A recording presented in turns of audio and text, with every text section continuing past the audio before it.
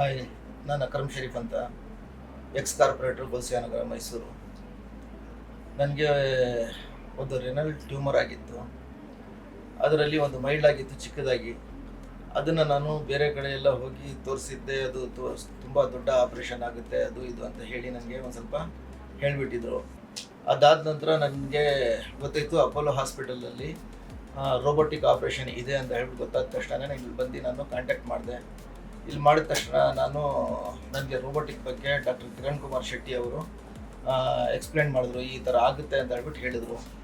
ನಾನು ಅದಕ್ಕೆ ಹ್ಞೂ ಅಂತ ಆಪ್ರೇಷನ್ ಮಾಡೋಕ್ಕೆ ನಾನು ರೆಡಿ ಆದೆ. ನಾನೀಗ ಆಪ್ರೇಷನ್ನು ಮಾಡಾಯಿತು. ಆಪ್ರೇಷನ್ ಮಾಡಿದ ಬರೀ 3 ದಿನದಲ್ಲಿ ನನಗೆ ಡಿಸ್ಚಾರ್ಜು ಕೂಡ ಮಾಡಾಯಿತು.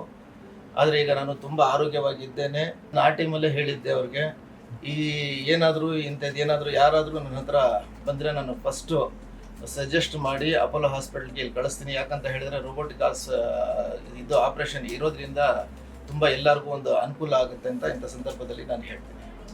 ನಾನು ಇಂಥ ಸಂದರ್ಭದಲ್ಲಿ ವಿಶೇಷವಾಗಿ ಅಪೋಲೋ ಹಾಸ್ಪಿಟಲ್ನ ಎಲ್ಲ ಪದಾಧಿಕಾರಿಗಳಿಗೂ ಹಾಗೂ ಎಲ್ಲ ಸಿಬ್ಬಂದಿ ವರ್ಗದವರೆಗೂ ಹಾಗೂ ವಿಶೇಷವಾಗಿ ಡಾಕ್ಟರ್ ಕಿರಣ್ ಕುಮಾರ್ ಶೆಟ್ಟಿ ಅವರಿಗೆ ಧನ್ಯವಾದಗಳನ್ನು ಹೇಳ್ತೀನಿ.